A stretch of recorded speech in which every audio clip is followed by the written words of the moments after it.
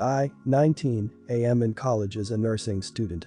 My parents don't make much money together, so I qualified for a lot of financial aid, and my parents never helped pay for tuition or room and board. During this, I also got unemployment since I got fired from my job due to COVID and saved up a lot. During my childhood, I would always save up birthday money and allowances, when I would even get it like $10 a week, and it's important to know that I have the Mr. Krabs cheapskate ideal of saving a lot of money. Right now I have about 30k in my bank account. Another bit of backstory. When I was born, my parents decided to put $1,000 each year on my birthday in a bank account so I could use it for college. It got up to 17k, and when I left for college, guess who didn't see a cent of that money? Granted, me and my parents had a rocky relationship for a while based on my ex-boyfriend at the time. They told me I need to grow up before they could give it to me. Since then, I'm pretty sure this account doesn't exist anymore. I've asked them to show me the total amount, even if they don't want to give it to me, and they've refused. I don't know if it's wrong to assume, but I'm pretty sure they've taken the money for themselves.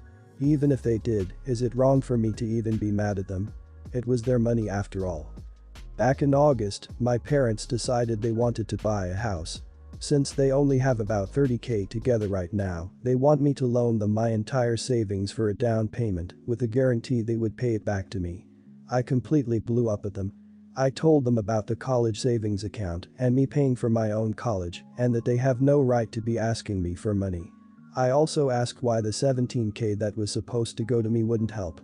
They screamed back at me, calling me a liar that they never touched that money and calling me a complete cheapskate for not wanting to help out your parents. I come from a culture where if you have money you should be taking care of your parents. Me and my parents are on bad terms now, with the younger gen of my family telling me I'm not an idiot and the older gen that I am. Some people have told me to at least give them some money since I could afford it. Am I the idiot? You have a straightforward answer for your parents. They have promised you money before, and you never saw it. If you give them money now, you can't trust that you will ever see it again. No offense, but it sounds like your parents are terrible with money. If they are buying a house and rely on you for the down payment, they cannot afford that house and likely will not be able to afford the mortgage. Keep your money, get your degree, become a rockstar nurse, and live a happy life. You owe them nothing. Raising you was their obligation for squirting you out, not a favor they could cash in on later. Not the idiot. It's a terrible idea to loan large sums of money to a family, especially for them to use it for a mortgage. Depending on your financial institution and country regulations, you have to sign that this 30k would be a gift and they are not required to pay you back, otherwise, it affects how much their mortgage amount can be per month or if they even qualify. You're too young and work too hard to sign such a document. Don't do it. Stand your ground. You have been frugal, responsible, and saved your money since you were a child. That is your money. I get that you don't have a say-so in that $17k dollar, because that is their money they supposedly saved for you. It's obvious you're not going to get it, so if they still have it, which I doubt, then they should use that. You know what they say, if you loan money to family, they don't mix, and it's rarely ever paid back. What if something happens to your car, housing, unforeseen medical expenses, if you live in the United States, where medical bills are high even after insurance pays, etc.? Don't feel guilty for looking out for you. Hi, I'm 24 and have been dating my boyfriend, 26, for 5 years now. We grew up together as neighbors and were friends for a couple years before dating. I love him so much and I want to marry him. His family is great and I adore them all, and he's great with my family too. He also formed a great relationship with my sister, 21. The issue is that I think their bond is too close. My boyfriend and I live together, but he spends a lot of time with her. Albeit I am sort of busy, I'm currently in grad school for engineering, so I have to go to my classes. My boyfriend works full-time. My sister is currently taking a gap year, but that 1 year has extended from when she was 18. She comes over when I'm in seminars or classes. They have tons of inside jokes and share the same sense of humor and taste in movies. It makes me feel left out, but when I try to include myself they both stop being so enthusiastic and act like it's super awkward to have me there. My sister and I were close growing up but started drifting when I went to university. When my boyfriend isn't there and I talk to her, she becomes kinda cold and sometimes says rude things. Once she told me to my face that I'm not good enough for him and that he deserves better, which made me cry for a couple days. He also gets her gifts for the most random achievements, like he got her a present for making it through the week, even though she doesn't do anything. She isn't currently working or trying to pursue a hobby or interest, she's just taking it easy, her own words. Don't get me wrong, I'm glad my boyfriend and my sister are friends, but my major problem is that my boyfriend tells her everything. Literally everything. He tells her things he doesn't tell me and talks to her about me and our relationship. She knows all our issues and good parts to a level of detail that I wouldn't even tell my closest friends or parents.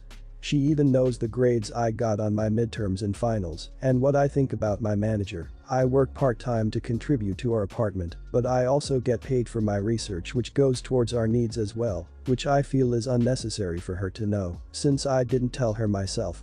I asked him to step back a bit and stop telling her things about me and our relationship, but he was shocked and told me that I'm an idiot for even requesting it. Now I feel guilty, so am I the idiot? The way you've presented the facts here, you seem to be suggesting that there's something more nefarious going on with your sister and your boyfriend.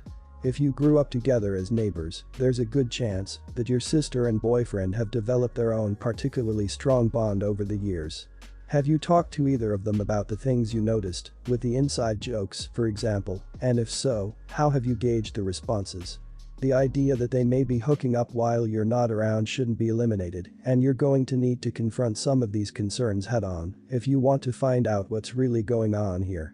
Not the idiot, but be respectful of their relationship. If he's really telling her stuff that he doesn't tell you, that's something worth following up on.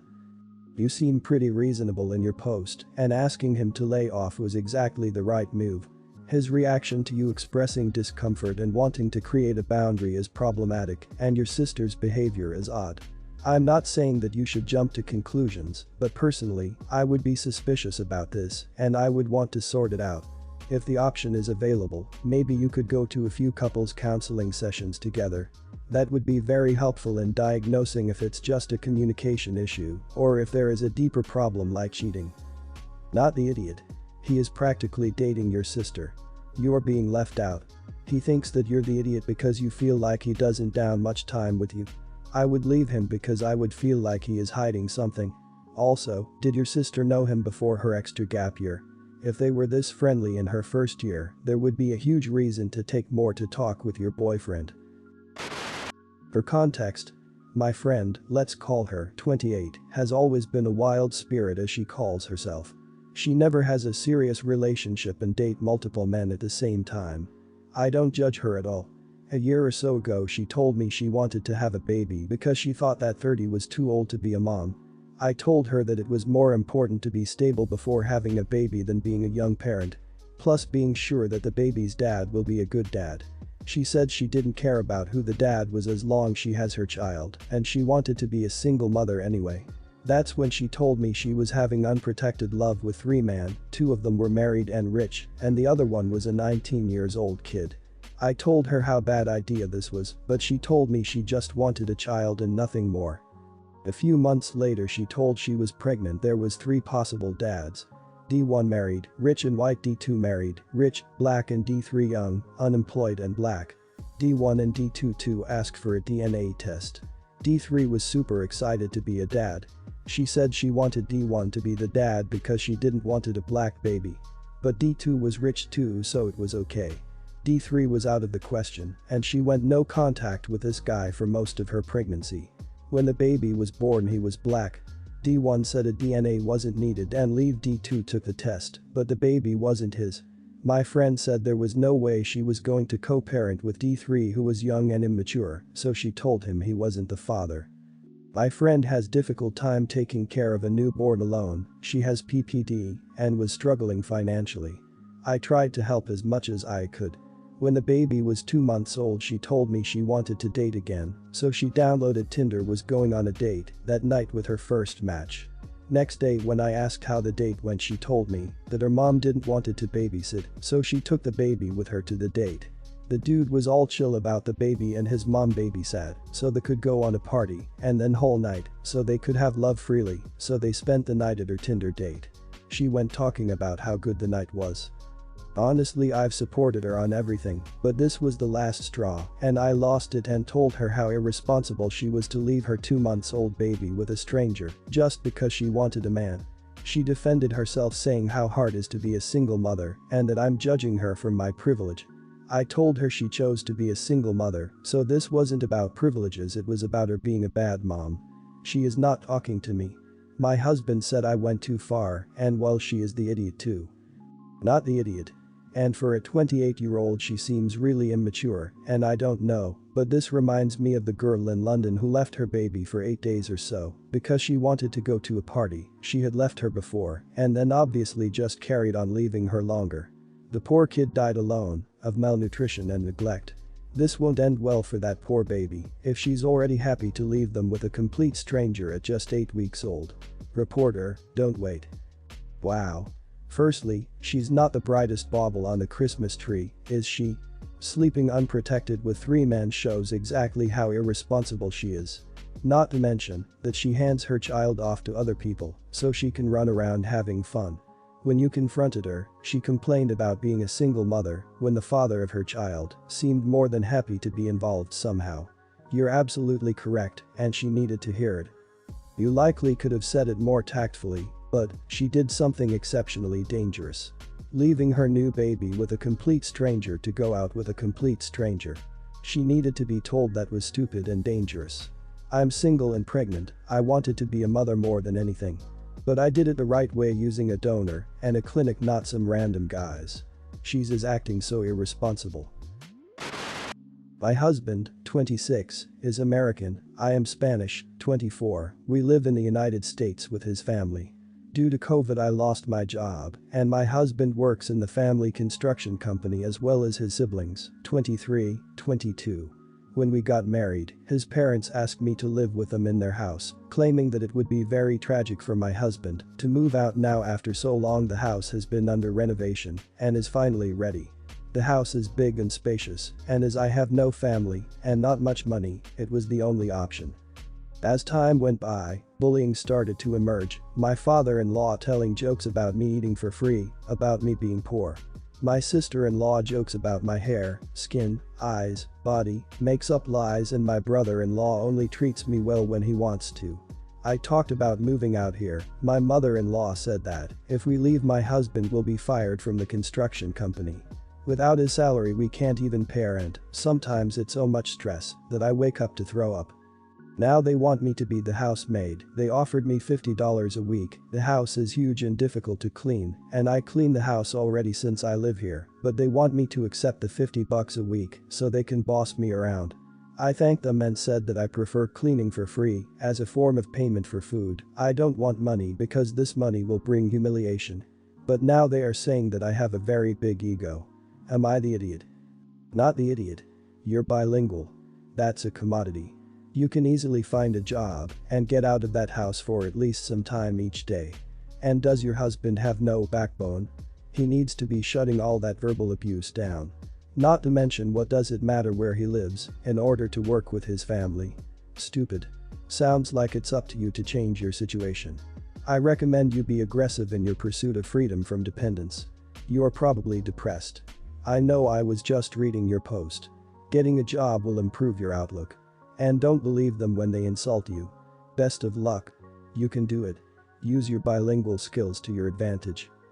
Your husband has work experience and I hope he starts looking for a new job. Working for family is not ideal. If he gets a new job you can move out. I wish you the best of luck. These people are being horrible to you. I personally would rather live in a small crappy home than a toxic one. I hope you and hubby can work together to get out of this. A new employer might even pay him more. I'd guess that the family probably takes advantage of him. This is an abusive situation. Your husband's family uses money and employment to keep both of you under their thumbs. Your husband is unwilling or unable to stand up for you effectively, so you are on your own. As soon as you can, find other living arrangements for yourself, even if it is crashing on a friend's couch. As soon as you can after that, find your own employment. Get the money coming in, then start looking for a place for yourself. At this point, it does not matter if they fire your husband.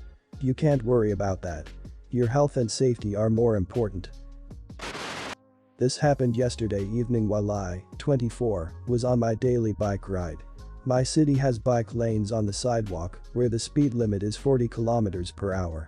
I usually go 30 kilometers per hour, slower around parks and crowded areas, but last night I was really going at it since it was dark and cold and there was pretty much no one outside. I was minding my own business when all of a sudden this kid, couldn't have been more than 5, jumped onto the bike lane right in front of me. I saw her and braked as soon as I could. I dodged her, but I took a pretty nasty fall in the process. I was going downhill and it had rained prior, so it was slippery. Lo and behold, a woman gets up from a bench nearby where she was sitting with a friend and walks towards me. I thought she was coming to help me up, but she proceeds to scream at me, saying stuff along the lines of, "What are you doing riding this fast? Didn't you see that there were children around? You're gonna kill someone with your damn bikes." That and cussing me out, of course. I was livid. I was using a bike lane, I was within the speed limit, I had my lights on, and I twisted my ankle as to not hit her child, which I tried to explain calmly to her. Then she proceeds to explain to me that bikes are for children and I should get a husband and have a kid instead of playing outside, then I'd see what it's like to care for a child. At that point I lose my crap and yell at her. Exactly, ma'am. If I wanted to take care of a child, I would birth one. Your child is your responsibility, and maybe you should be taking care of her instead of gossiping with friends while your daughter jumps in front of cyclists who are minding their own business. I honestly don't think I'm the idiot here, but my fiancé thinks I was too harsh and that the woman was just scared for her child. I think she wouldn't have been in a position to be scared for her child had she perhaps been watching said child. So, am I the idiot? Not the idiot. Accidents happen. But she's the one that reacted terribly and aggressively. As there were not many people around and the kid was 5, impossible to contain at the best of times, I don't really blame her or the child for getting in your way. Technically, they are at fault, yes, but I think it's understandable. Accidents happen, especially with children, you get over it. But to then try and turn it around and blame you for what happened is pure audacity. Especially in such a rude, judgmental way. No way, you absolutely did the right thing. She should be lucky her child is alive and not critically injured, and should be grateful that you were willing to injure yourself, potentially critically, to avoid her child. People love to glom onto and scream at whoever is nearest when they're scared and upset, especially when they're at fault. She's at fault for not paying attention, it happens. I don't think she's awful for it and wants to blame someone else. Also, the walked over thing is weird. I'd be running over in a panic. Seems like she was super uninterested in what happened to her child. First of all, I would never allow my child to play either near a road or a bike lane, especially when it is dark. Playgrounds and the like exist for a reason. If I want to talk to a friend and sit on a bench in an alley, for example, I would suggest a safer activity that she could do near me if the bikes are going around. I would have understood if there were no bike designated areas, for instance, we do not have those near my house, and kids can play everywhere on the alleys and draw with chalks, so in this case, the safety is also the biker's responsibility.